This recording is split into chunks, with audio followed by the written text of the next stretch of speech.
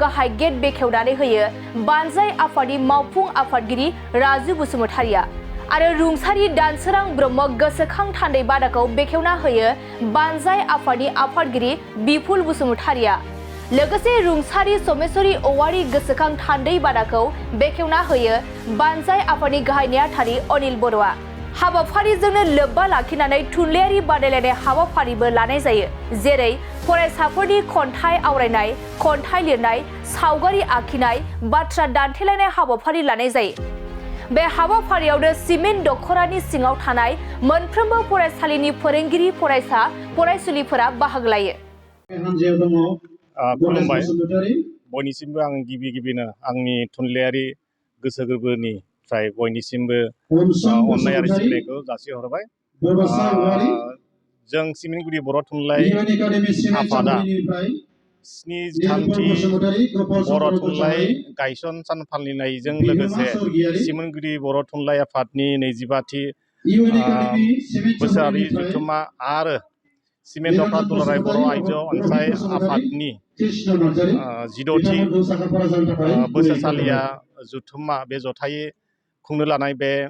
मेलाव जोङो थुनलाइयारि बादायलायनाय हाबाफारि लादोंमोन। बे बादायलायनाय हाबाफारियाव जोंनि ओनसोलनि गोबां फरायसालिनिफ्रायनो फैनानै बेहाय बाहागो लाफैदों। जोङो गोग्गाथावना गुबुनफोरबायदि देग्लायबो बे थुनलाइयारि बादायलायनाय हाबाफारियाव गोबां फरायसाफ्रानो गुबुन गुबुन आयदाफोराव बाहागो लादों जेरै खन्थाइ आवरायनाय जायगायावनो खन्थाइ लिरनाय सावगारि एरनाय मिथिखायै बुंनाय बेबायदि गुबुन गुबुन आयदाफोराव फरायसाफ्रा बाहागो लानानै जोबोद गोजोननाय मोनदों। लोगोसेयैनो जोङो बे दिनैनि जा 15 नभेम्बर बे 15 नभेम्बराव थुनलाइयारि बादायलायनाय जोबखांनायनि लोगो लोगोनो जोङो मोनानि 5 रिंगायाव थान्दै मेल लानाय जादों आरो बे थान्दै मेलाव जोंनि ओनसोलनि गामिनिफ्राय गोबां थान्दै बिथांमोना बाहागो लाफैगोन जों बेखौ खोनानो मोन्दों आरो बे थान्दै मेला गाजा गोमजायै जालांगोन बेखौ जोङो मिजिंथिदों। लोगोसेनो 16 नभेम्बर बे 16 नभेम्बर गाबोननि जानो गोनां हाबाफारि बे हाबाफारियावबो जोङो फुंनि समाव गिबिग्रो फिरफिला बिरहोनाय हाबाफारि लागोन आरो बे फिरफिला बिरहोनाय हाबाफारि जोबखांनायनि उनाव जोङो थुनलाइयारि बादायलायनायनि जा बान्था राननाय हाबाफारि बे बान्था राननाय हाबाफारिखौ लानाय जागोन आरो बे बान्था राननाय हाबाफारि जोबखांनायनि उनावनो जोङो गेवलां मेलखौ लानाय जागोन आरो बे गेवलां मेलाव जोङो बे ओनसोलनि माखासे गोरों गोरा दैदेनगिरि समाज सिबियारि बिथांमोनखौ जोङो आलासि महरै जोङो मोननो थांगासिनो दङ। जिथु बर' थुनलाइ जोनोम सानजों लोब्बा लाखिनानै सिमेन्ट आन्चलिक दुलाराय आइजो अनसाय आफाद बे जथायै खुंनाय बे हाबाफारिया दिनै सेथि सानमोन। बे सेथि सानाव जों फुंनिफ्राय जोङो गिबियाव जागायनानै दिनै जोङो हाबाफारि बायदियै जों फैनानै नै दा फुङाव जोङो खन्थाइ आवरायनाय हरखाबै बुंनाय रनसाय लिरनाय सावगारि आखिनाय बेफोर थुनलाइजों सोमोन्दो थानाय माखासे हाबाफारिखौ लानानै जों सोलिगासिनो दङ बा जागासिनो दं। बेवहाय गोबां फरायसुला बिथांमोना बाहागो लाफैदों बे कम्पिटिसनाव। बेवहायनो जोङो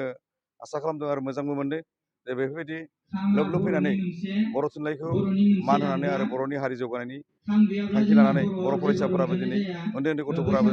जाबायदि फारिलाइ होदों बे फारिलाइयाव बाहागो लानो थाखाय जोङो गोजोनदों आरो दिनैनि बे हाबाफारियाव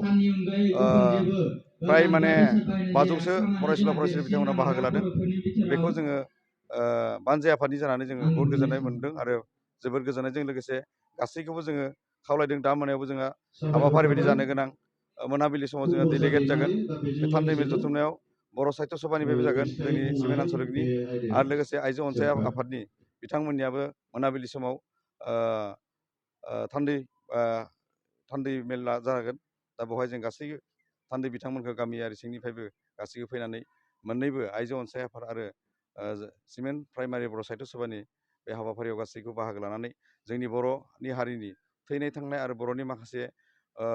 बुंनांगौ समयसाफोरखौ लानानै जाहाथे गासै बिथांमोना फैनानै बेवहाय मोनाबिलि समाव थान्दै मेलाव दैखाङो बेखौनो जोङो आसा खालामबाय आरो गाबोननि हाबाफारियावबो जाहाथे बिदिनो जोङो गोथार